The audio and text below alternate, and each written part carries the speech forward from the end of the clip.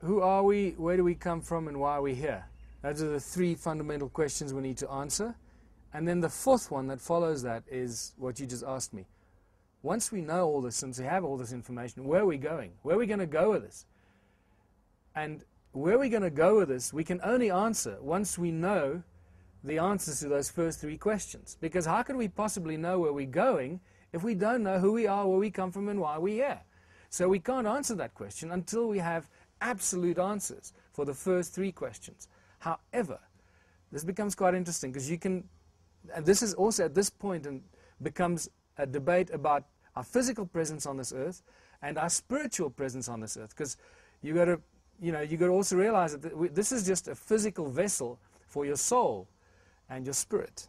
So now, when you merge the two, the spiritual and the physical, it becomes even more interesting. Now, in Slave Species of God, I only really deal with our physical presence on earth as a species, because once you start opening the door to the spiritual argument, that's another 10 books on its own. So let's first deal with our physical presence, because we all have a soul. Well, arguably, some psychics will tell you that there are people on this planet walking without souls, and that's a horrific thought, but I'll leave that for another debate. But let's assume that we all have a soul, and at the point of birth, a soul enters our body. So now we have a physical and a spiritual blend of an entity here that evolves, grows, and goes somewhere. So where are we going? Where are we going as a species? Well, first of all, we are beginning to wake up as to the realities, who we are and where we come from and why we're here. We're able to deal with those answers, and we're starting to embrace the truth without freaking out too much. And this is what we call the growth of consciousness, knowledge and information. And that consciousness is also linked to the spiritual consciousness, knowing about ourselves and starting to ask questions about who we are and where we're going. That all starts to fill the cup of consciousness that starts to fill up and give us the knowledge and information that we're looking for. And as a species, in this particular form, we have huge problems. We have genetic problems that have been introduced into us by our creators. We have been genetically deformed and retarded to die very young, to be riddled with disease, not to use certain parts of our brain that allows, functionality like ESP and other abilities that we should really have. But that is also the one thing that seemingly the Anunnaki did not count on. They didn't count on the spiritual evolution of this new species that they created, because in a short space of time, in the last 3,000 years, we have evolved dramatically and possibly are at the highest point of evolution that our species has ever reached.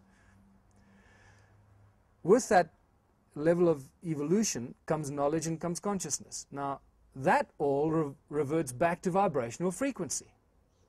Now, all our thoughts, every time, while we talk, what we're doing here is actually really primitive. Because if we were slightly more advanced, I wouldn't have to talk, make this horrible sound so that you can understand me. I would just think something, and my thought waves would be picked up by a receptor in your brain, which you have, but it's just not switched on because our DNA has been, that specific gene has been switched off. So now we've still got to resort to this very animal-like kind of communication device by talking, making a sound. You can't hear what I'm saying when I do that. Okay? But while I talk, my thought waves are leaving my head at the same time as the sound waves are leaving my mouth. And because you have these receptors that we call ears, you can pick up those invisible sound frequencies. See, it comes back. It always comes back to frequency. So your ears, these receptors, pick up this frequency, and you can decipher that frequency through this miraculous process and understand what I'm saying. Now, if we can manipulate our DNA, which we're probably very close to, or just evolve into that process where we don't have to make these sound waves and just understand each other by thinking and communicating by thinking, that takes us to a whole different spiritual level and a level of consciousness. Now, at the same time, that all these thoughts that are leaving our heads are entering the universe, just like light, just like sound. All the sound and the radio and TV shows that we broadcast all over the planet, and all our thoughts are leaving planet Earth and going into space, flying in all directions. And those thoughts and that information is being picked up by other civilizations, by advanced beings, advanced civilizations.